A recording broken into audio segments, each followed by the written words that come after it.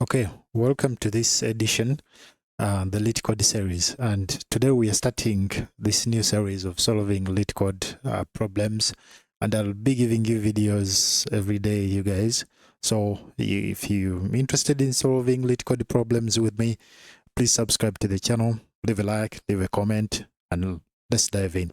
So we have today's problem. Today is 27th May 2025, and we have the 1894th problem, divisible and non-divisible sums difference.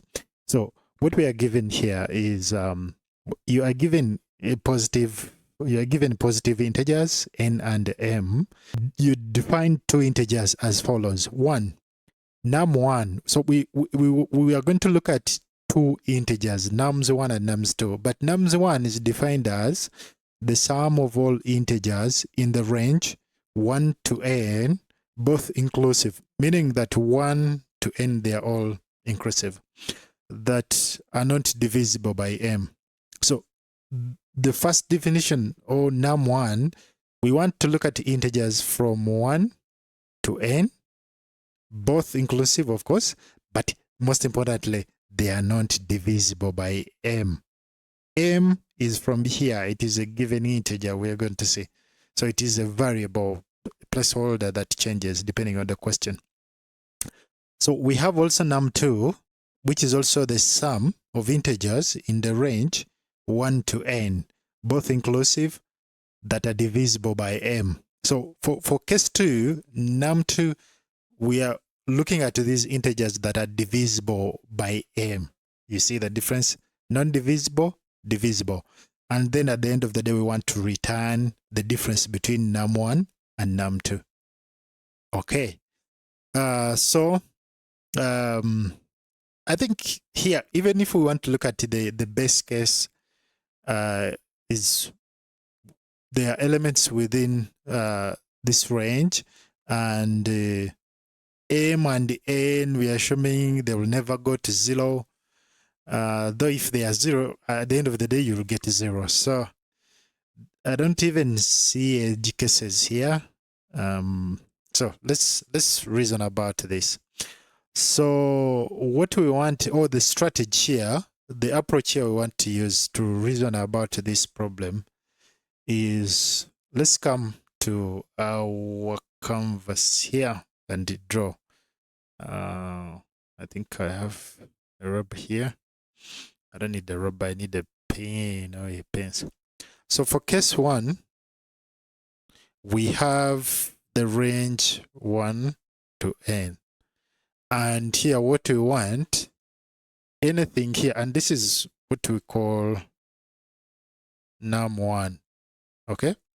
So we want any element num1 I should not be divisible by m. And we want to sum up that, all those elements that behave like that. So at the end of the day, what we want is anything that is congruent modulo m. I'm assuming, guys, that you know what modulo is, or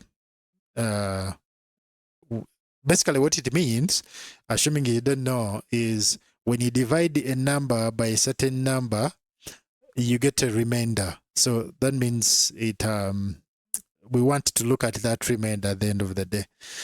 So num I congruent or modulo m, it should not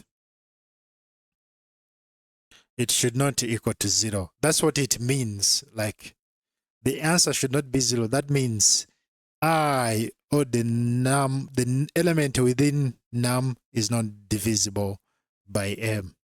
Then for case 2, we want to look at num2 equaling to 1 to n, but num2 I congruent modulo m must equal to 0. As simple as that. That's what the question is looking at. So we need to implement this. Okay, so let's go into Leetcode and try to implement this solution. So what we want at the first, we want to define the num1 and num2. Remember, num1 and num2 is sum within the range of specific values depending on the condition that has been given to us. So we want to declare an integer int. We can call it num1, and we can instantiate it to 0, and int num2 equal to 0 too. You can define that in the same line. You do not repeat yourself, but doesn't matter right now. But if you care about efficiency and, every second matters, or microsecond. So we have num1 and num2. They are both initiated to 0. And what do we want? We want to look at these ranges. And what is the best way of looking at ranges? Is a for loop. You guessed it. So we want to iterate through a range from I equaling to 1. Remember, not 0, 1, because 1 is inclusive. From I equaling to 1, we want to look at I less than, not less than or equal to, because n is inclusive. Okay, so we want to increment I, of course, because it's a for loop. And what do we want? We need now to bring in the condition. The case 1 is telling us that they are not divisible. And going back to what we've looked at here, this is basically what we want to implement. Num_i modulo m must not equal to 0. Okay, here we come. So if I is modulo m, if I modulo m not equaling to 0, okay, that's what we want first. And then what do we want to do? We want to increment it to, want to add it to num1, because this is at the end of the day what we want as the sum. So you add that to I. If any element within this range is not divisible by m, or its modulo is not 0, modulo literally means a remainder. That's the basic way of thinking about it. So that's what I want, and that will increment at the end of the day and give you the final sum in num1 from 1 to n. We also want to add another for loop for the next range. Int I, we can use the same variable or a different variable, it doesn't matter, because the scope of I from here as closed within the for loop block. But, well, you can use maybe j. Int j equaling to 0, not 0, 1. And j less than or equal to n, because n is inclusive, and increment j. And then this time we want to add a condition. If j is congruent to m and the answer is 0, in other words, if it is divisible, what do you want to do? num2. We increment or we add it on num2, which is the j.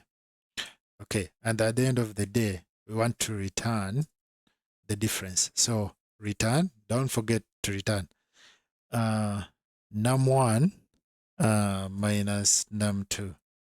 num1 minus num2 and n. So a moment to see what comes out of this. If we run, okay, taking some time, yeah, but it passes the first 3 tests, everything as we expected. And if we submit this solution,